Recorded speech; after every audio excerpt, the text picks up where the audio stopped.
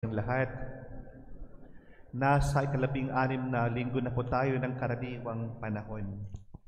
Nakatawag pansin sa akin ang isang kwento tungkol sa isang hari, ang anak niya at ang rabay. Ang hari, minabuti niyang isugo, ipadala ang kanyang anak, ang kanyang prinsipeng anak sa isang rabay, guro, coach.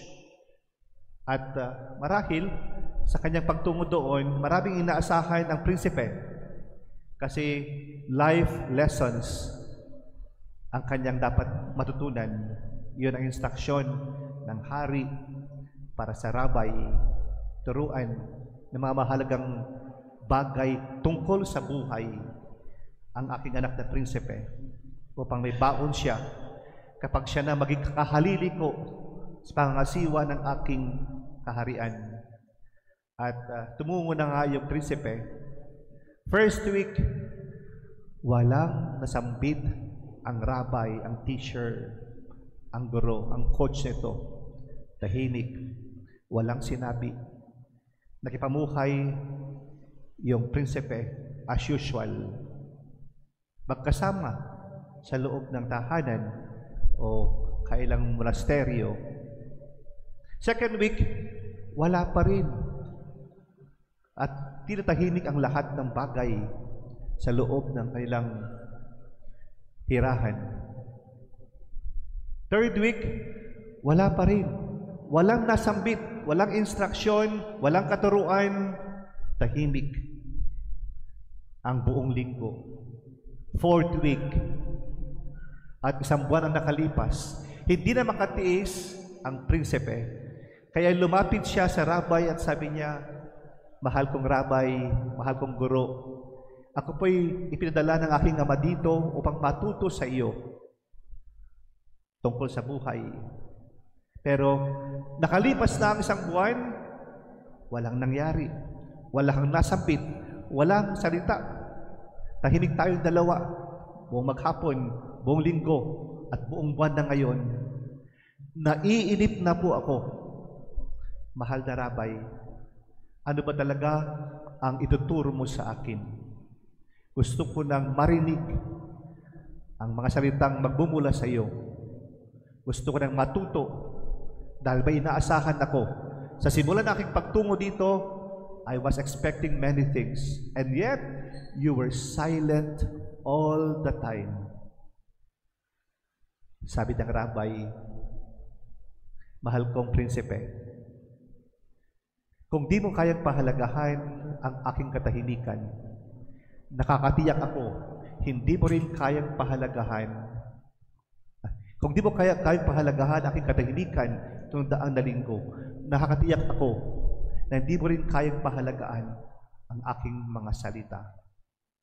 If you cannot value my silence, for sure, you will never value my words, my instructions." So the first lesson to learn is to be silent. That's the first lesson. And you learn the first lesson. Umiling yung prinsipe at sabi niya, "I was expecting much, but then you taught me a very simple and profound lesson of life." My dear brothers and sisters, faith isn't just action. It also requires presence and relationship with Jesus. Alam natin, abalang-abala tayo sa maraming bagay, katulad ni Marta. Hindi ho masama, hindi ho naman pinigil actually ni Jesus. Pero yung kaabalahan kasi na walang direksyon. Kaya nagreklamo itong si Marta.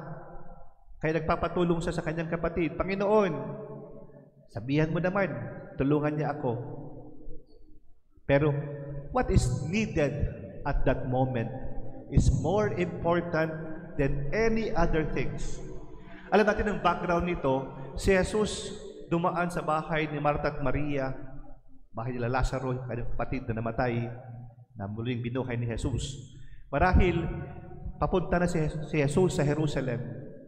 And what was needed at that time hindi naman pagkain. Maganda may pagkain, nagkakanta ng pagkain. Kasi Christian life involves action. Last Sunday, Good Samaritan, ang ating pong narinig, mabuting Samaritano. Hindi nga pa pagkilos, ang mahalagang bagay doon, pagtugon, sa pangailangan ng pagkakataon, ng panahon. Pero at this Sunday, may ibang bagay na inihahatid ng ating Panginoon. Service flows from intimacy with God. Ang paglilingkod ay dumadaloy sa ugnayan kay Jesus. Minsan kasi kahit anong gawin natin, maraming pagkakabalahan. Hindi tayo mauubusan ng anumang gawain. Redeemer Seminarians, Cardinal Chito, keep reminding us of one thing. Kasi abalang-abala kami sa programa ng seminaryo, sa mga paghahanda kapag may events, lahat. Pero sabi niya, take note, baka nakakaligtaan niyo yung mas higit na mahalagang bagay. Baka hindi na kayo nananahimik at nagdarasal. Sometimes we are busy with church activities. Sometimes we are busy that we forget the most important thing, time for the Lord. Personal prayer. There are moments when action is called for. Tapat naman, kailangan ng kumilos. Hindi pwede maging tamad. Pero there are also times that we are called to pause for a while and check our direction. But there are some sacred moments of life when we simply ask us to stop, to listen, and be with Jesus. A lot of times, sometimes, my dear brothers and sisters, maraming mismatch ngayong panahon natin. At dumadaloy din sa kilos ng tao yung mismatch na yon. Mismatch ng pagtugon. Mismatch ng courses ngayon. Sa pang-akademyang buhay, yan ang aming pinag-aralan ngayon. Ang daming mismatches. Hindi na akma, hindi umaakma doon sa panahon na kinakailangan. Yung pagtugon, hindi siya nakaulma doon sa need of the time. And there will always be, as the gospel had said, the better part of it. Jesus, in this gospel, was wanting a bit of rest. Break muna. Kasi nakatuon na patungong Jerusalem. Ang trahedya ng Jerusalem, batid natin, crucifixion yan. Would you still have the initiative to eat? Yun ba yung pagkain ng interest mo pa? Kundi paglimiin ang lahat ng bagay sa puso mo, may mga taong dinadalaw ka. Pero hindi ko sinasabing mali yung ginagawa naman ni Martha. Dahil mahalaga naman din ang kumilos, maghanda ng pagkain. May bisita ka eh. Pero ano yung mas kailangan? Yung panahon na yan. Onong nesesaryong. Ito yung mga reminders sa seminaryo na ako'y rector. The one thing necessary. Kung ano mas nakahihigit na mahalaga. Yung mabuting bahagi ang ating unahin. Huwag kakaligtaan, Christian life involves doing and being. But what is most important at this time? To do what is needed. Halimbawa, kapag panahon ng paghahanda ng kasal, abalang-abalang ikakasal kasama ang mga gaganap na mag-aayos ng kasal tungkol sa kanilang venue of reception. Tama naman din yon. O kaya damit, trahe de Buddha, Amerikana na kailangan gamitin. Ready ng lahat. Pero minsan, kapag sila yung nagtutungo na for the last day preparation for confession, yung mga kinakasal, hindi pa ready. Maraming iniisip. Lumilipad yung kalang kaisipan. They are excited to something they had not been ready for. Kaya kasal minsan, nakatulala ang kinakasal. Wala sa sarili. Nasa height ng emosyon, hindi disposisyon. O kaya pag panahon ng fiesta, abalang-abala tayo sa mga solicitation, abalang-abala sa paghahanda ng mga programa, magkakaroon ng mga bagay-bagay na kailangan ihanda. But sometimes, we forget even to attend the novenas, to prepare us and dispose ourselves. Ang daming pinagkakaabalahan. Everyone is keeping themselves busy. And yet, the most important thing was left behind. Minsan, ang kailangan ng anak ay care, love. Pero, binubudburan natin sila ng maraming material na bagay. Minsan nga, may nagsabi sa akin, ang daming material na bagay na binibigay ng aking magulang, father. Pero ang kailangan ko naman, pag-aaruga, atensyon, care, love. Pero pinupuno ako ng ibang bagay na hindi ko naman talaga kailangan at that moment in time.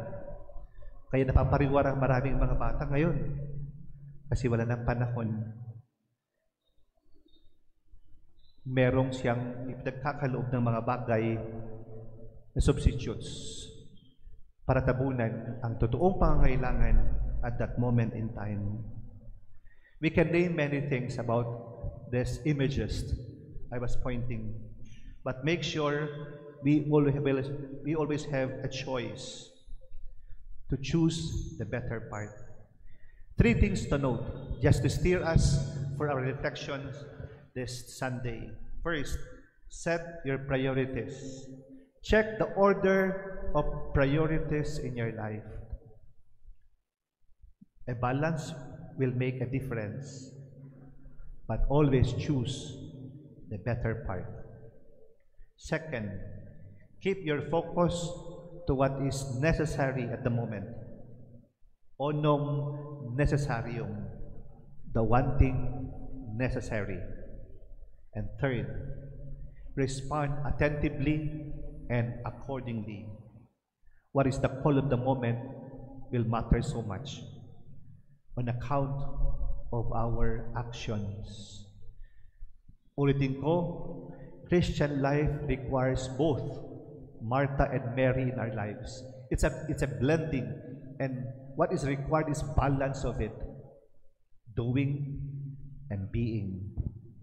Si John Paul II, one among the many saints of the church now, Saint John Paul II, has one reminder for all workers of the Lord.